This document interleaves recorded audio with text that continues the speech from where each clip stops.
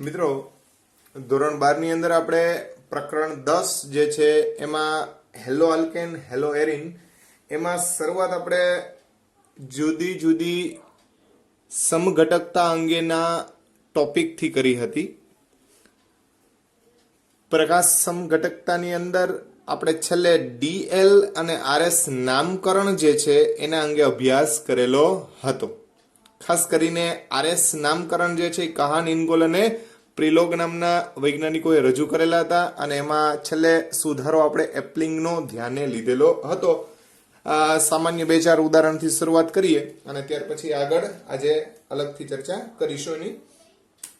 તો તમને ખ્યાલ છે એ પ્રમાણે આ રીતનું આપણે બંધારણ જે છે એ છેલ્લે જુદા જુદા બંધારણો અંગે ચર્ચા કરતા હતા. એમાં આવું કોઈ એક બંધારણ હોય તો આને અગ્રિમતા ક્રમના નિયમ અનુસાર આને પહેલો નંબર આપતા હતા, આને બીજો નંબર આપતા હતા, આને ત્રીજો નંબર આપતા હતા અને આને કેટલા નંબર આપતા હતા? ચોથો.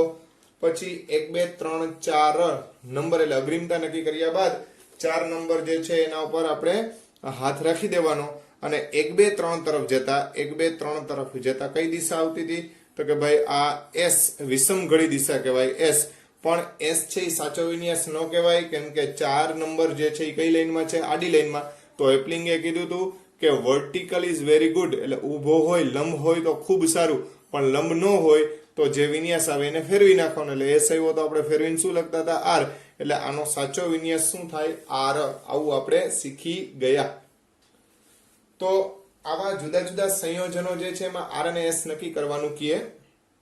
ત્યારબાદ આપણે ગ્લુકોઝ જે છે એના વિવિધ સમઘટકો જે છે એના વિશે પણ આપણે ચર્ચા કરી હતી. 2n મુજબ 2/4 એટલે ટોટલ આપણે 16 ઘટકો જે છે એના અંગે આપણે ચર્ચા કરેલી છે. હવે મિત્રો આવા પ્રશ્નો પણ આપણને પૂછી શકે. દાખલા તરીકે આપણને અહીંયા COOH આપી દઈએ, અહીંયા આપણે બ્રોમિન આપી દઈએ, અહીંયા આપણને OH લઈ લે, અહીંયા આપણે CH3 લઈ લે, અહીંયા H લઈ લે અને અહીંયા H લઈ લે. બરાબર છે? તો મિત્રો આની અંદર આરએસ નામકરણ જે છે એ કરવું હોય તો શું કરવું? બરાબર છે? તો અહીંયા 2 કિરાલ કાર્બન છે. બરોબર સમજો. કેટલા કિરાલ કાર્બન છે? 2. આ બંને કિરાલ કાર્બનને આપણે વારાફરતી ધ્યાને લેવાના થાય. બરોબર શબ્દ સાંભળજો મિત્રો. આ બંને કિરાલ કાર્બનને આપણે વારાફરતી ધ્યાને લેવાના થાય. હું પેલા આખા જે રો જે છે એને નંબર આપી દઉં 1 2 3 અને 4. સામાન્ય રીતે કાર્બોક્સિલિક એસિડ જે છે એને આપણે પહેલો નંબર આપી શકીએ. તો અહીંયા બીજા નંબરના કાર્બન માટે આપણે વાત કરીએ છીએ. શેના માટે વાત કરીએ છીએ? બીજા નંબરના. એટલે C2 કાર્બનને અનુરૂપ આપણે ચર્ચા કરીએ છીએ. તો C2 કાર્બનને અનુરૂપ તમે જોવા જાવ તો એક કાર્બોક્સિલ સમૂહ થાય, એક બ્રોમિન સમૂહ થાય, એક COH CH3 અને H સમૂહ થાય, એટલે આખો સમૂહ ગણાય, અને એક H સમૂહ ગણાય. મિત્રો બધાને ખબર જ છે કે હાઇડ્રોજન હોય ત્યાં સુધી 4 નંબર તો આપણે એને જ દઈ દેવાનો, એમાં કોઈ વિવાદ કરવાનો થતો જ નથી. બ્રોમિન છે ને પહેલો નંબર આપણે આપી દઈએ. હવે કોમ્પિટિશન આ બે વચ્ચે છે કે બીજો આને આપવો કે આને આપવો. તો મિત્રો અહીંયા C ડબલ બંધ OH છે, એટલે વાસ્તવમાં જોવા જાવ તો આ કાર્બનની 3 સંયોજકતા ઓક્સિજન થી છે, જ્યારે આ કાર્બન માત્ર એક ઓક્સિજન અને અન્ય કાર્બન હાઇડ્રોજન સાથે જોડાયેલો છે. તો સ્વાભાવિક છે કે આનું પલ્લું ભારે કહેવાય, એટલે આને આપણે બીજો નંબર આપી દઈએ અને ત્રીજો નંબર આ ઘટકને મળશે. મિત્રો અહીંયા નંબર આપવામાં બહુ કાળજી રાખવી પડે. જો તમે આ નંબર આપવામાં કાળજી ન રાખો તો તમને વિન્યાસ સાચો મળે નહીં. બરાબર છે? એટલે આપણું આ સંયોજનમાં આ બીજા નંબરના કાર્બન જે છે એના માટે થઈ અને આપણે 1 2 3 4 નક્કી કરી લીધા. બસ પછી તો એકદમ સરળ વાત છે કે 4 નંબરને આપણે આડી લાઈનમાં છે એટલે જે આવશે ને એકવાર ફેરવશું. 1 2 3 તરફ જતા કઈ વિન્યાસ આવે છે? આમ જાય એટલે 1 2 3 તરફ જતા કયો વિન્યાસ આવે છે? S. તો એકવાર ફેરવી નાખો એટલે R. તો હું આમ લખીશ અહીંયા 2R આવું લખીશ. મિત્રો ખાસ ધ્યાનમાં રાખજો. હવે 3 માટે, કોના માટે? 3 માટે. બરાબર છે? તો 3 માટે ફરીથી પાછું આપણે નક્કી કરીએ. તો 3 ને હું અહીંયા ફરીથી લખું છું, એટલે આ 3 નંબરનો કાર્બન તો એની યાર એક મિથાઇલ છે, એક H છે, એક OH છે અને બાકી વધ્યો કાર્બન Br COOH અને H. તો ભાઈ પહેલો ઘટક જોવાનો હોય. જો મિત્રો આવું ન કરી નાખતા કે આ ભાઈ બ્રોમિન વાળો ઘટક છે, નહીં, એ ખોટી વાત છે. આ કાર્બન સાથે આ કાર્બન અટેચ થયેલો છે એટલે પહેલો નંબર તો OH ને જ મળશે. હવે બીજો નંબર, આ છેલ્લો નંબર 4 નંબર આને મળશે, એ તો ખ્યાલ જ આવે છે. હવે બીજો નંબર આને આપવો કે આને આપવો, તો ભાઈ બધાને ખબર પડે જ કે અહીંયા કાર્બન સામે કાર્બન છે, ઓકે, પણ પછી કાર્બન હારે બ્રોમિન છે, અહીંયા હાઇડ્રોજન જ છે, તો બીજો નંબર આને આપવાનો, ત્રીજો નંબર આને આપવાનો. તો હવે 4 નંબરને ભૂલી જાઓ મિત્રો, અને 1 2 3 તરફ જતા 1 2 3 તરફ જતા ફરીથી પાછી કઈ દિશા આવી, તો કે ભાઈ S આવ્યો. તો S ને આપણે એકવાર શું કરશું, તો કે ફેરવી નાખીએ, એટલે R આવે, તો 2R 3R એ આનો વિન્યાસ થશે. શું આવ્યું, 2R 3R. તો મિત્રો જ્યારે બે ઘટક, હા કદાચ 3 આપ્યો હોય તો 3 માં આ રીતે બંધારણ આપણે લખવાનું થાય.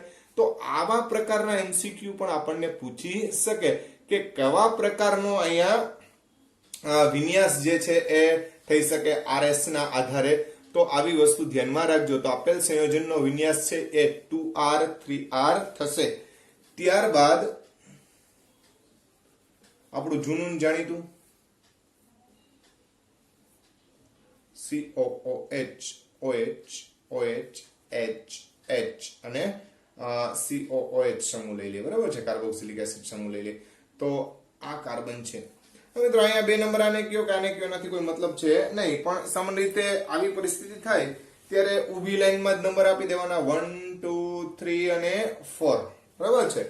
તો 1 2 3 4 નંબર આપ્યા બાદ શું કરવાનું હોય, તો કે ભાઈ ઇન્ડિવિડ્યુઅલ બે કાર્બનને જોવાના. તો ઉપરનો કાર્બન COOH OH, આ COH COOH H અને H, 4 નંબર તો રેડી જ છે ભાઈ આપણો.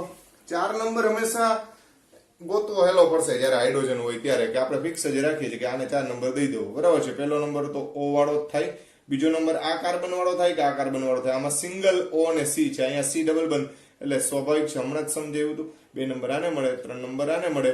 તો એકો દૂડી તીડી, આપણે અહીંયા રોન નથી કાઢવાની ભાઈ, એકો દૂડીને તીડી, એટલે 1 2 3 તરફ જતા કઈ દિશા આવશે ભાઈ, વિષમ ગળી કે સમગળી, તો વિષમ ગળી. તો એકવાર ફેરવી નાખો એટલે 2R આવો મીનિંગ થાય, બરાબર છે. સેમ ટુ સેમ વે નીચેના ઘટક માટે વિચારીએ. તો નીચેના ઘટક માટે COOH નીચે છે, અહીંયા OH છે, અહીંયા H છે, અને અહીંયા CHOH છે. હવે તો ખ્યાલ આવી જાય ને. તો આ પહેલો નંબર જ આપવાનો રહીએ, હમણાં જ અહીંયા આપ્યા હતા, બરાબર છે. પછી બીજો નંબર આને આપ્યો તો કે આને આપ્યો તો, તો બીજો નંબર આને આવશે, બરાબર છે. ત્રીજો નંબર આને મળે અને ચોથો નંબર આને મળે. તો હવે 1 2 3 તરફ જતા મિત્રો જોજો, બરાબર, 1 2 3 તરફ જતા કઈ દિશા આવી, આ કઈ દિશા કહેવાય, R કહેવાય, પણ એને ફેરવવી પડશે કેમ કે 4 આડી લાઈનમાં છે. તો 3S થશે, એટલે 2R 3S. આપેલ સંયોજન જે છે એનું નામકરણ 2R 3S પ્રમાણે આપણે ગણવાનું રહે. તો આ વાત થઈ કે કઈ રીતે ભાઈ આપણે નામકરણ જે છે એ કરવું પડે જ્યારે એક કરતા વધારે કિરાલ કાર્બન આપણા ઘટકની અંદર આવેલા હોય. તો એના માટેની આ નામકરણ પદ્ધતિ જે છે એનો આ મહાવરો આપતા ઉદાહરણો છે. તો ખ્યાલ આવે છે મિત્રો? તો આ રીતે ધ્યાનમાં રાખજો, આવી રીતે પણ MCQ પૂછી શકે. મિત્રો સમઘટકતાને લગતા કોમ્પિટિટિવ એક્ઝામમાં પૂછાયેલા પ્રશ્નો જે છે એની ડિસ્કસ કરી લઈએ. તો JEE 2015 માં એક આ રીતનો એક પ્રશ્ન પૂછાઈ ગયો. આપેલમાંથી કયું સંયોજન પ્રકાશીય નિષ્ક્રિય છે? આપેલ સંયોજન પૈકી કયું પ્રકાશીય નિષ્ક્રિયતા દર્શાવે છે? ટૂંકમાં કહીએ તો બિન પ્રકાશ ક્રિયાશીલ છે.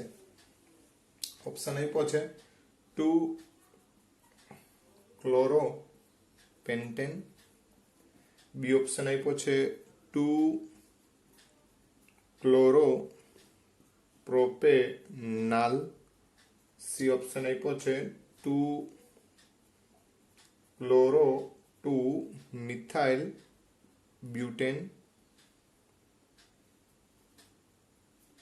અને ડી ઓપ્શન આપ્યો છે 2-ક્લોરોબ્યુટેન. 2-ક્લોરોબ્યુટેન. તો મિત્રો 2-ક્લોરોપેન્ટેન નું બંધારણ તમે જુઓ તો પેન્ટેન એટલે 1 2 3 4 અને 5 કાર્બન. એમાં 2-ક્લોરો એટલે બીજા નંબરના કાર્બન ઉપર આપણે ક્લોરીન રાખી દઈએ. બાકીની સંયોજકતા આપણે પૂર્ણ કરી નાખીએ. તો આમાં આ કિરાલ કાર્બન છે, બરાબર છે. એટલે આ તો પ્રકાશ સમઘટકતા ધરાવે અથવા પ્રકાશ ક્રિયાશીલતા ધરાવશે. એટલે આ એ ઓપ્શન જે છે પ્રકાશ ક્રિયાશીલતા છે, એટલે આ આપણો સાચો ઓપ્શન નથી. 2 ક્લોરોપ્રોપેનાલ, પ્રોપેનાલ એટલે 1 2 3 કાર્બન, પ્રોપેનાલ એટલે CHO આલ્ડિહાઇડ, બરાબર. એમાં 2 ક્લોરો, બરાબર છે. તો અહીંયા CH3, તો આમાં પણ કિરાલ કાર્બન રહેલો છે, એટલે બી ઓપ્શન પણ પ્રકાશ ક્રિયાશીલતા દર્શાવે છે. તો એ આપણો જવાબ ગણાશે નહીં. ત્યારબાદ ત્રીજો 2 ક્લોરો 2 મિથાઇલ બ્યુટેન, તો બ્યુટેન એટલે 1 2 3 4 કાર્બન, બરાબર છે. એમાં 2 ક્લોરો અને 2 મિથાઇલ એટલે અહીંયા મિથાઇલ, બરાબર છે. અને આ બ્યુટેન. તો મિત્રો આ બરોબર જોજો, બરાબર. આ પ્રકાશ ક્રિયાશીલ નથી, આ નથી એટલે કિરાલ કાર્બન નથી. અહીંયા 2 મિથાઇલ થઈ ગયા, જો બંને સમાન થઈ ગયા, બરાબર છે. એટલે આ પણ કિરાલિટી ધરાવતો નથી. એટલે આ સમગ્ર અણુ જે છે એ બિન પ્રકાશ ક્રિયાશીલ બને. તો આપણો જવાબ અત્યારે તો સી દેખાઈ આવે છે, બરાબર. હજી ડી માં પણ જોઈ લે. 2 ક્લોરોબ્યુટેન, તો 1 2 3 અને 4 માં 2 ક્લોરોબ્યુટેન કીધું હોય તો સ્વાભાવિક છે કે આટલું જ લખવાનું થાય. આપણે ખ્યાલ આવે છે. તો હવે કયો, આ તો પ્રકાશ ક્રિયાશીલ છે, એટલે આ ત્રણ પ્રકાશ ક્રિયાશીલ છે. જ્યારે આપણો જે સી ઓપ્શન જે હતો એમાં એક પણ કિરાલ કાર્બન નથી, માટે આપણો સાચો જવાબ શું મળશે? તો કે સી, તો કે જે બિન પ્રકાશ ક્રિયાશીલ અણુ તરીકે વર્તે છે. ત્યાર પછીનો MCQ જોઈએ. તો મિત્રો આ જે છે એ JEE 2015 ની પરીક્ષામાં પૂછાયેલો હતો. ત્યારબાદ PMT 2005 માં પૂછાયેલો પ્રશ્ન, સોરી PMT 2006 એમાં પૂછાયેલો પ્રશ્ન, આપેલમાંથી કોણ કિરાલ નથી? આપેલમાંથી કોણ કિરાલ નથી? આ રીતનો MCQ પૂછ્યો તો ઓપ્શન આપેલા છે. 2 હાઇડ્રોક્સી પ્રોપેનોઇક એસિડ, હું સીધું બંધારણ જ લખું છું ભાઈ. 2 હાઇડ્રોક્સી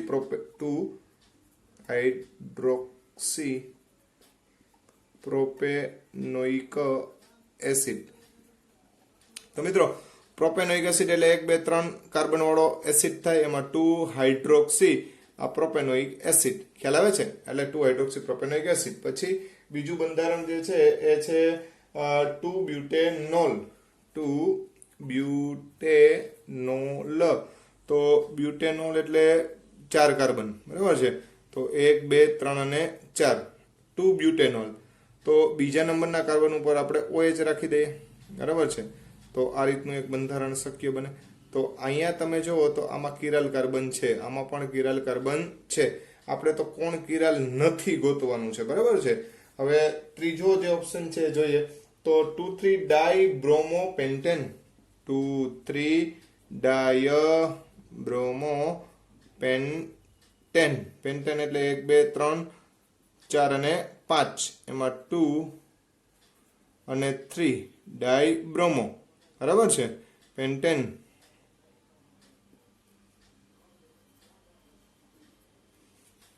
અને ચોથું જે બંધારણ જે છે એ છે 3 બ્રોમોપેન્ટેન. 3 બ્રોમોપેન્ટેન. તો 1 2 3 4 અને 5 માં 3 બ્રોમોપેન્ટેન.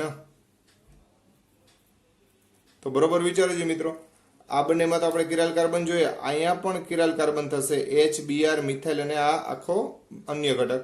અહીંયા પણ HBr આ ઇથાઇલ અને આખો અન્ય ઘટક. એટલે આ પ્રકાશ ક્રિયાશીલ છે જ. આમાં જોવા જાવ તો આ કિરાલ કાર્બન ન થાય, કેમ કે આ બંને ઇથાઇલ સમૂહો થઈ ગયા. કયા સમૂહ થઈ ગયા? ઇથાઇલ. એટલે સમાન સમૂહો થઈ ગયા. તો આપણો સાચો જવાબ કયો રહેશે? વિકલ્પ નંબર 4, કે જેની અંદર આપણને કિરાલ કાર્બન રહેલો નથી. ત્યારબાદ PMT 1998 માં આ રીતે પ્રશ્ન પૂછેલો હતો, આપેલ માંથી કયું સંયોજન પ્રકાશ ક્રિયાશીલતા ધરાવે છે? આપેલ માંથી કયું સંયોજન પ્રકાશ ક્રિયાશીલતા ધરાવે છે? તો પ્રકાશ ક્રિયાશીલતા કોણ ધરાવે છે ભાઈ, એના અંગે આપણે પૂછવામાં આવ્યું છે. એ ઓપ્શન છે 1 બ્યુટેનોલ. 1 બ્યુટેનોલ, બ્યુટેનોલ કીધું છે, બરાબર છે. એટલે આલ્કોહોલ 1 2 3 4 OH, બરાબર છે. બ્યુટેન 1 ઓલ, આ OH એટલે અહીંયા શું આવશે? CH2 આવશે ને, તો અહીંયા આપણે CH2OH કરી નાખીએ, બરાબર છે. આ CH2, આ CH2 અને આ CH3. તો મિત્રો આમાં એક પણ કિરાલ કાર્બન નથી, એટલે આ પ્રકાશ ક્રિયાશીલતા ધરાવતો નથી, બરાબર છે. પછી ત્યારબાદ બીજો ઓપ્શન છે 1 પ્રોપેનોલ, 1 પ્રોપેનોલ. તો 1 2 3 કાર્બન, CH2OH એટલે 1 પ્રોપેનોલ, બરાબર છે. તો આમાં પણ એક પણ કિરાલ કાર્બન રહેલો નથી, એટલે આપણો ઓપ્શન આવશે નહીં. ત્યારબાદ ઓપ્શન સી જે છે એના માટે વિચારીએ તો 2 ક્લોરોબ્યુટેન, 2 ક્લોરોબ્યુટેન, 1 2 3 અને 4. એમાં 2 નંબર ઉપર ક્લોરીન છે એવું આપણને કહેવામાં આવ્યું છે. CH3H, CH2, CH3. તો સ્વાભાવિક છે કે અહીંયા કિરાલ કાર્બન છે, કેમ કે મિથાઇલ, ઇથાઇલ, H અને Cl. તો આપણો ઓપ્શન કયો આવશે? સી. અને ડી ઓપ્શન જે છે આપણને આપવામાં આવ્યો છે 4 hydroxy heptane, 4 hydroxy heptane, hexane અને હેપ્ટેન. અહીંયા હેપ્ટેન આપ્યો છે. શું આપ્યો છે? હેપ્ટેન. તો 1 2 3 1 2 3 4 5 અને 6 હેક્ઝેન અને હેપ્ટેન એટલે 7, બરાબર છે. 1 2 3 4 5 6 ને 7, બરાબર. એમાં 4 હાઇડ્રોક્સી એટલે 4 નંબર ઉપર OH. હવે વિચારી લો જી મિત્રો, અને આપણે સંયોજકતા પૂરી કરી દઈએ તો ભાઈ અહીંયા પ્રશ્ન એટલો જ આવશે કે અહીંયા આ બંને સમૂહો સમાન થઈ જશે, એટલે આ કિરાલિટી ધરાવશે નહીં, એટલે આપણો વિકલ્પ આ રહેશે નહીં. તો ફક્ત સી ઓપ્શન જે છે એ આપણા માટે સાચો પડે. PMT 1998 માં આ પ્રશ્ન પૂછાઈ ગયેલો. હજી એક આ જ રીતનો પ્રશ્ન જે છે એ અન્ય એક્ઝામની અંદર પણ એકવાર પૂછાઈ ગયેલો છે. PMT ની અંદર જ પૂછાઈ ગયેલો છે, જેમાં બંધારણો જે છે આપણને આપી દેવામાં આવ્યા હતા. તો એની પણ આપણે એક ડિસ્કસ કરી લઈએ. તો આ પ્રકારના પ્રશ્નો વિશે આપણે ડિસ્કસ કરી લઈએ. મિત્રો આ પ્રકારનો છેલ્લો ક્વેશ્ચન છે, જોઈ લઈએ. PMT 1989 માં નીચે પૈકી કોણ કિરાલ નથી? બરાબર છે, એટલે કિરાલિટી કોણ ધરાવતું નથી? CH3, CHD, CH2Cl. તો તમે જો આ કાર્બન કિરાલ નથી, પણ આ કાર્બનનો વિચાર કરવા જાઓ તો એ કાર્બનમાં એક H છે, એક D છે, એક CH2Cl છે અને એક મિથાઇલ છે, એટલે આ કિરાલિટી ધરાવે છે.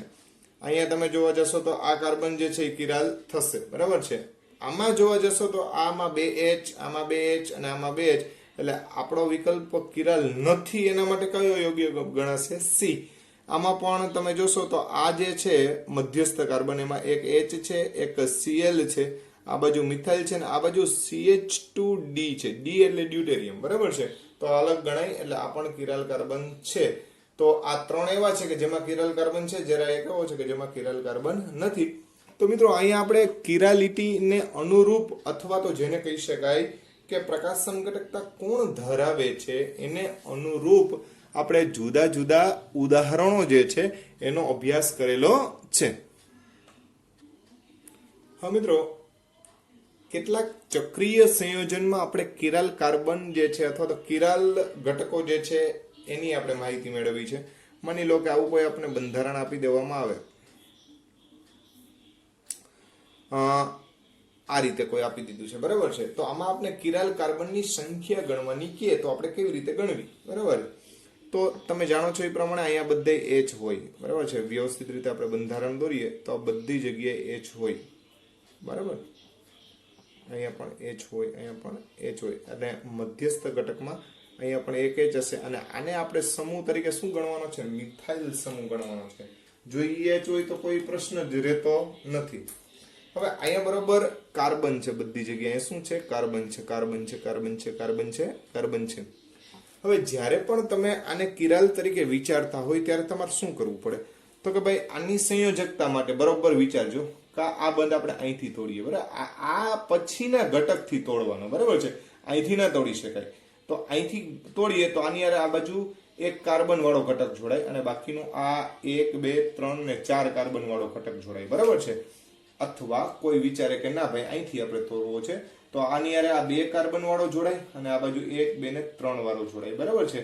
ના, કોઈ એમ વિચારે કે અહીંથી નથી તોડવો, આપણે આ બાજુથી તોડવો છે. ઓકે, તો આ બાજુ 2 જોડાય અને આ બાજુ 3 જોડાય, બરાબર છે.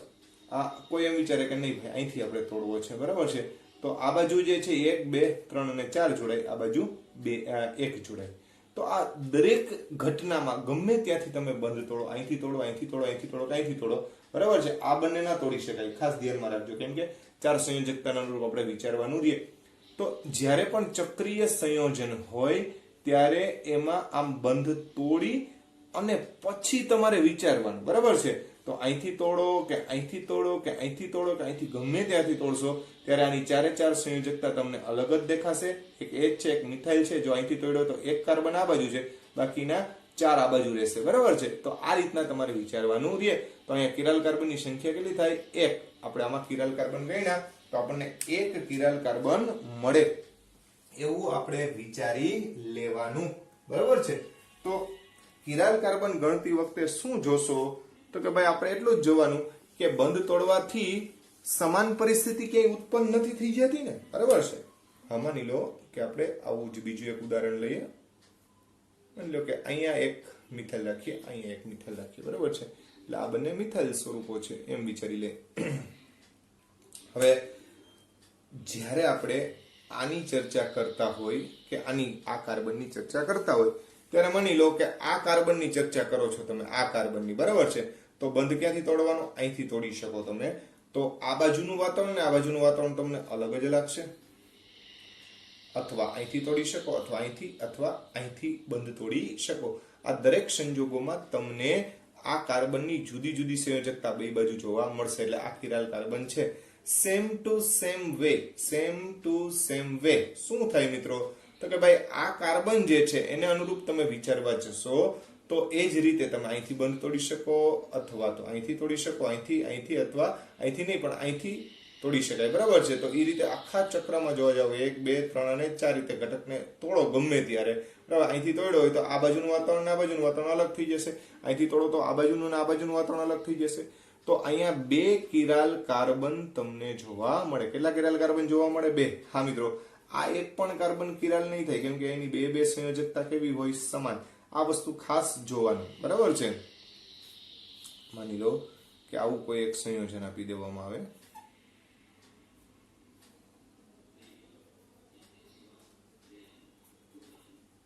બરાબર છે. તો આની અંદર તમે જોવો જી, બરાબર છે. આ કાર્બનનો બરોબર વિચાર કરીએ, બરાબર. માની લો કે આપણે અહીંથી બંધ તોડ્યું તો આ બાજુનું અને આ બાજુનું વાતાવરણ અલગ જ થાય. અહીંથી બંધ તોડીએ તો આ બંધ તોડવાથી આ 2 કાર્બન વાળો ઘટક અને આ બાજુ મિથાઇલ વાળા કાર્બન વાળો ઘટક. તો એનો મતલબ એમ થયો કે આ કિરાલ કાર્બન ગણી શકાય. એ જ રીતે આને પણ વિચારશો તો તમે બંધ કાં તો અહીંથી તોડી શકશો, કાં અહીંથી તોડી શકશો, કાં અહીંથી તોડી શકો, કાં ગમે બાજુથી તમે તોડશો તો તમને ક્યાંય સમાન વાતાવરણ જોવા મળશે નહીં. એનો અર્થ એમ થયો કે આ ઘટક પણ આપણે કિરાલ ગણવાનો રહે. ખ્યાલ આવે છે? હા. પણ અહીંયા એક ઘટના એ બને કે અહીંયા સંમિત તળ પસાર થાય. શું પસાર થાય? સંમિત તળ.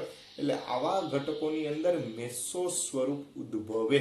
જ્યારે આમાં તમે ક્યાંય પણ જાશો, ગમે એ જગ્યાએ જાશો તો સંમિત તળ તમને જોવા મળશે નહીં. એટલે આમાં મેસો સમઘટકોની શક્યતા છે, આમાં કોઈ શક્યતા છે નહીં. આ વસ્તુનો પણ ખ્યાલ રાખવાનો. તો ચક્રીય સંયોજનમાં આપણે કિરાલ કાર્બન કેવી રીતે ગણવા એના અંગેની વાત કરી. પછી 2n એના મુજબ આપણે જે કંઈ પણ સમઘટકો કેવી રીતે ગણવા એની અગાઉ જ આપણે ચર્ચા કરી છે. એ ચર્ચાને અનુરૂપ તમે અહીંયા સમઘટકોની ગણતરી કરી શકો. તો મિત્રો અહીંયા આપણી પ્રકાશ સમઘટકતા અંગેની બધી જ માહિતીઓ જે છે એ આપણે અહીંયા પૂર્ણ કરીએ છીએ. હવેના નેક્સ્ટ લેક્ચરની અંદર આપણે આનો થિયોરિટિકલ પાર્ટ જે છે, કેટલીક પ્રક્રિયાઓ જે છે જે જુદાપણું હોય એના અંગે આપણે હવે નેક્સ્ટ લેક્ચરથી ડિસ્કસ કરશું. તો અહીંયા આપણે પ્રકાશ સમઘટકતા જે છે એ ટોપિક અહીંયા પૂર્ણ કરીએ છીએ.